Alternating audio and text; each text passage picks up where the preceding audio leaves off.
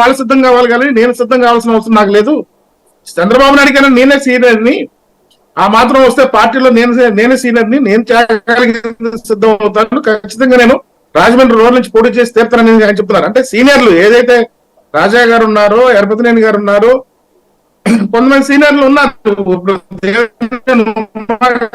ఉన్నారు, వీళ్ళందరూ కూడా కొంచెం ఇప్పటి పరిస్థితి ఉంది బట్టి తెలుగుదేశం కూడా రాబోయే రోజుల్లో అసెంబ్లీ పొత్తులైతే కూర్చుకుని కానీ ఈ అసెంబ్లీ సర్దుబాటు విషయం మరి చాలా ఇబ్బందులు పడే పరిస్థితి రాబోయే రోజుల్లో మనం చూడొచ్చు.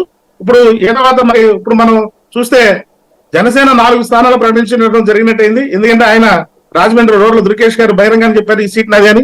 అలాగే భీమవరం వెళ్ళి అక్కడ ఉన్న అందరినీ కలిసి అక్కడి నుంచి పోటీ చేస్తున్నారనే సంకేతాన్ని పవన్ కళ్యాణ్ గారు ఇచ్చారు. అంతకుముందు ఏదైతే మన 2 సీట్లు ఇప్పుడు 4 జనసేన ప్రకటించుకుంది. అలాగే ఇక్కడ మనం ఆలోచించాల్సిన విషయం అంటే ఈ రోజు కొంచెం వార్త చాలా బాగా వైరల్ అవుతా ఉంది. భువనేశ్వరి గారు కుప్పం నియోజకవర్గం నుంచి నేను పోటీ చేస్తున్నాను, మీ అభిప్రాయం ఏంటని అని చెప్పేసింది లేండి. అవన్నీ ఆవిడ చూడడం అనేది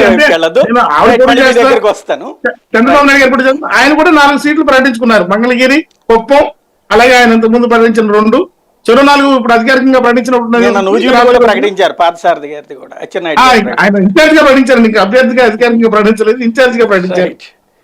రైట్. రవికిరణ్ గారు, ఏంటి మీరు త్యాగానికి సిద్ధపడుతున్నారా మీ సీట్ ని, లేకపోతే మీకు కూడా ఏమైనా అవకాశం ఉందా ఈ పొత్తులో విజయానికి? సాయి గారు, ముందుగా మీకు తోటి ప్యానలిస్ట్ కి న్యూస్ బెంచ్ శుభ సాయంత్రం అండి. ఇప్పుడు ఇదేంటి మా ప్రమేయం లేకుండానే మమ్మల్ని ఏదో ఘాటికి కట్టేస్తారు, అది అయిపోయింది ఇది అయిపోయిందని చెప్పేసి డిక్లరేషన్ చేస్తున్నారు. ఇప్పుడు ఏదన్నా పొత్తంటూ ఉంటే జనవరి 16, 2020 ఎలా చేశారంటే, పొత్తంటూ ఉంటే విజయవాడలో కూర్చొని ఇరు పార్టీ అధినేతలు కూర్చొని సంయుక్త ప్రకటన చేశారు. ప్రకటన చేసి మా యొక్క పొత్తు యొక్క లక్ష్యం ఏంటి, 2024 సంయుక్తం కలిసి వెళ్తాం, విధి విధానాలు ఏంటని చెప్పారు. అలా ఉంటది కానీ పొత్తంటూ ఏదైనా ఉంటే. అంతేగాని నేను విన్నాను పవన్ కళ్యాణ్ గారు మాట్లాడుకోవడం, ఎక్కడ ఆయన పొత్తు కుదిరిపోయింది, భారతీయ జనతా పార్టీ వచ్చేస్తానేమో అనలేదు.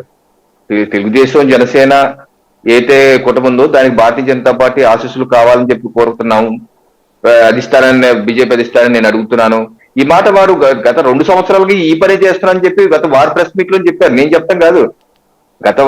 గతంలో పెట్టిన ప్రెస్ మీట్ లోనే గత 2 సంవత్సరాలుగా ఫ్రమ్ 2 years నేను అదే పని చేస్తున్నాను, ఎల్లప్పుడల్లా తెలుగుదేశం పార్టీతో కలిసి వెళ్ళాలని చెప్పి కూడా అన్నాను నేను అని చెప్పి అన్నారు. సో అదే పని చేసి ఉంటారేమో.